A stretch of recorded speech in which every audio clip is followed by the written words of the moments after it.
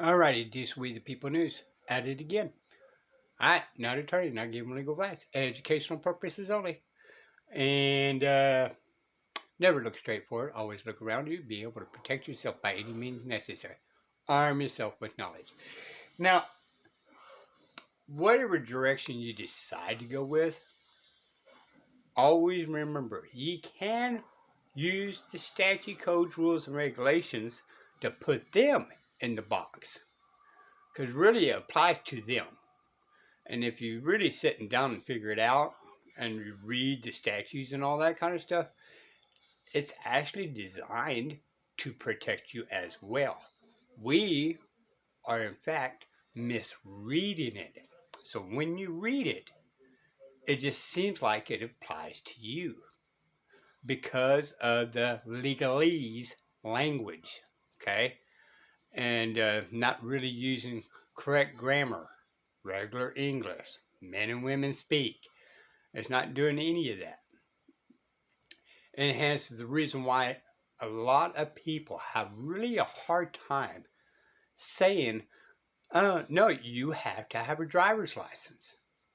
It's because they read the one and they don't break it down.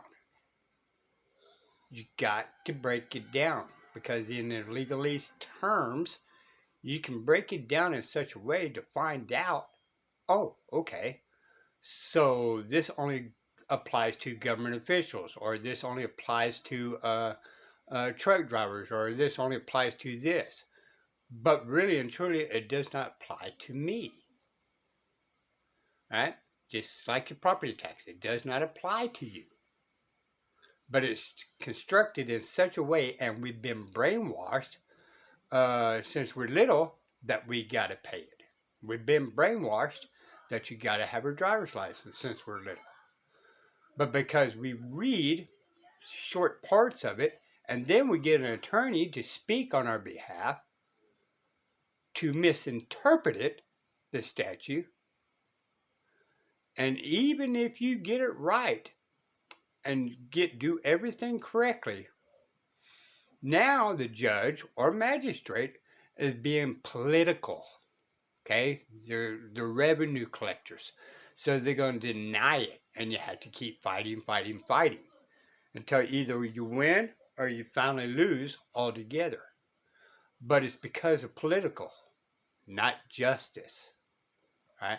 And this is lies where the problem is today. They are more political for revenue for the state than they are for justice for you, all right? And hence is the reason why they keep breaking these canons. All right. So that is a weakness. Ow. And frankly, this code is problematic. That being said, there's a lot of whistling in here. Apparently, the way he breathes and his mic, I apologize for that. Every other state allows the magistrate to examine into the sufficiency of the allegation. This one doesn't. So that's problematic. If I go down and issue a warrant against you for standing on your head squawking like a chicken, you should file a complaint, then the judge has to issue a warrant. Well, maybe not that. I'd have to allege something that is a crime under the law, yeah.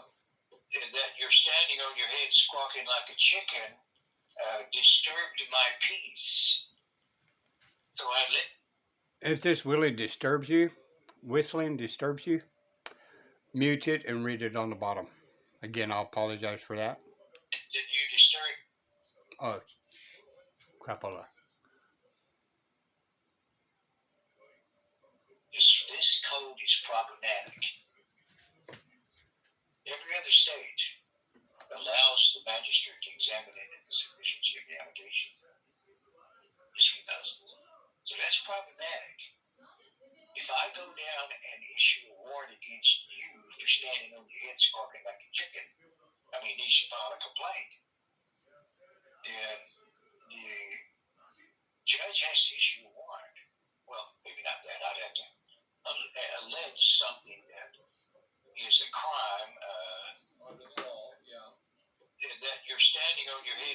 squawking like a chicken disturbed my peace. So I allege that you committed a disturbance of the peace by standing on your head squawking like a chicken. The judge has got to issue a warrant. That's problematic. That means I can get anybody arrested for anything for getting that warrant. Well, I agree. So that, And that's exactly what they're doing in Texas. Exactly what he's saying. And then you're supposed to go directly to the magistrate before jail to get this cleared up and clearly siphoned out, which Judge Fletcher was actually one of the best at probable cause, but everybody went to jail first when they were supposed to go directly to him first. I get it, that that's problematic. But you're missing the third provision of 1509 as well, I think. So let me clue you in what I'm reading here. And the accused, when arrested, shall be dealt with as provided in this chapter, meaning entirely chapter 15. Yeah. That provision ignores everything else because 15.16 says that when they're arrested on the warrant, they're going to be taken directly to the nearest magistrate. Actually, the warrant will say, arrest this person and bring him before me. right. That's the condition under which they can make the arrest. That's what 15.16 commands him to do. Now he can hold a proper examining trial. So that works. It's just, and the one before it that says they don't have to issue a warrant, they can issue a notice to appear. So that makes it less offensive. But they must come. There's what Texas is saying is that the magistrate can't hold the examining trial without the accused in front of him. So he's just issue a warrant. And once the person, and that's why all warrants say, arrest this person and bring him before me. Because of 15.09. He's commanded to issue a warrant if the guy's not in front of him. Then the guy gets arrested, he's brought in front of him. That all fits together nicely. Feel uncomfortable, but it fits. Well, you do know that a magistrate, if a mayor magistrate or a municipal clerk issues a warrant and it's being executed in a county where it was not issued, or I'm sorry, is that, let's see. 1517. Okay, it doesn't matter. It's 1508, actually. In 1508, if that warrant is issued by any magistrate that is not listed, okay, in 15.06, then the peace officer receiving the warrant must take it to the nearest magistrate of that peace officer's county, who must then endorse on it the following words: let this warrant be executed in the county of. And then he has to sign it officially. That's if the warrant's issued by a municipal clerk or a mayor magistrate. Well, they are listed. No, they're not in 1506. They are listed in 2.09. They are. This statute you're specifically saying- requires okay. they be listed in 1506. Oh, okay, good. Well, that's reasonable. They are magistrates as far as the other section you're talking about, but in the basis of issuing a warrant, they must be listed in 1506. Yes.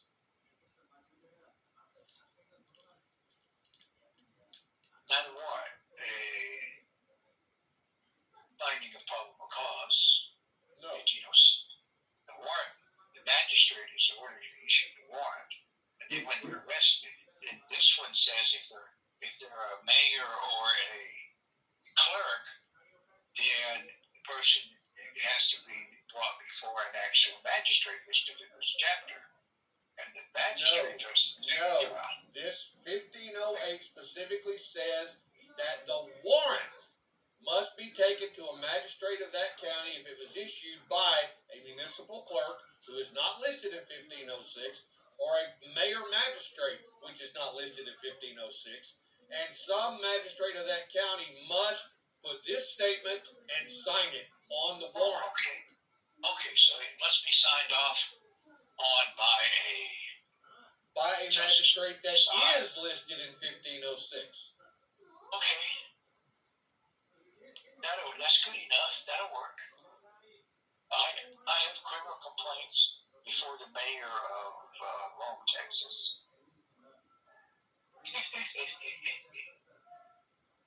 But when he doesn't issue warrants, they can figure out how to handle them. Then I'll sue him to the JP court.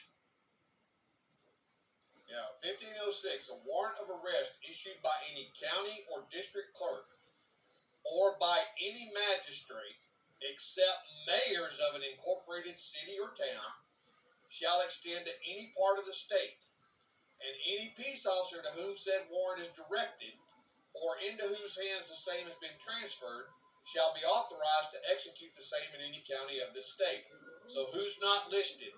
Municipal clerks and mayor magistrates.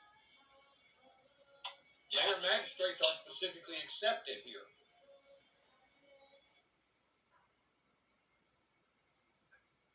Yeah. So think about all these arrest warrants that are being issued by municipal clerks, and they're being executed with no endorsing signatures.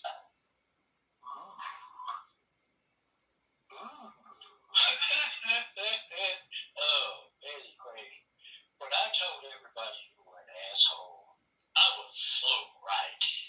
Oh, that is choice.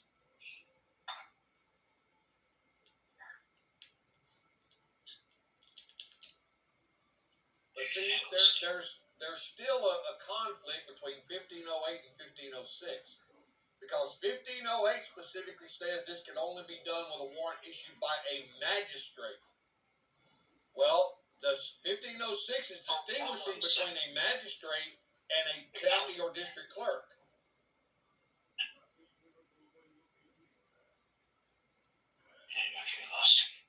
Okay, 1506 specifically says that the warrant can only be executed if it's issued by a magistrate, while 1506 allows county and district clerks to issue them also.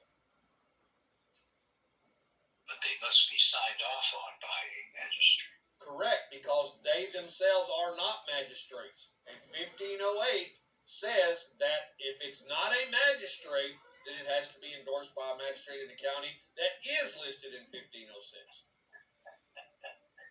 This gets added to my questionnaire. They're going to poop their pants. So either they've created something that is constitutional because it must work this way, or they have created a conflict on what they were trying to do, and it is thus unconstitutional.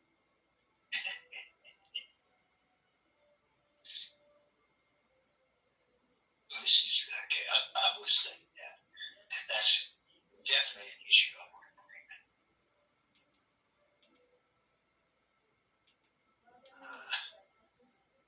Go to the city. I need someone who's been arrested on a traffic warrant. Yeah, that's signed by a municipal clerk. Yeah.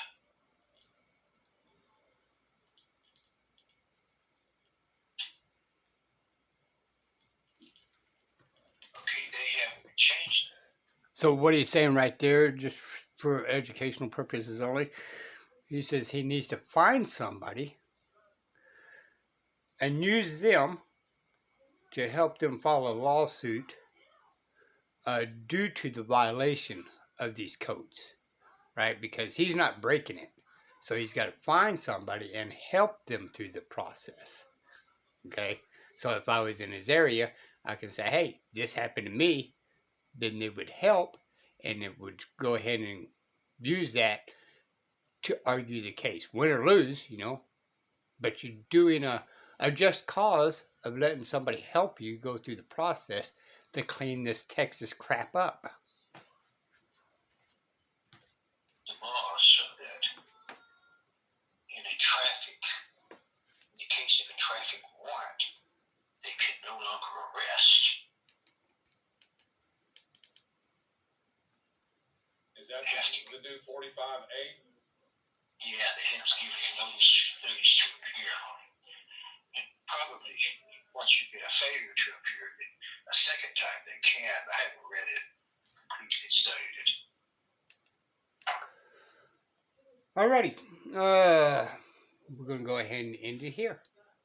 Just so we the people know. Bye, y'all.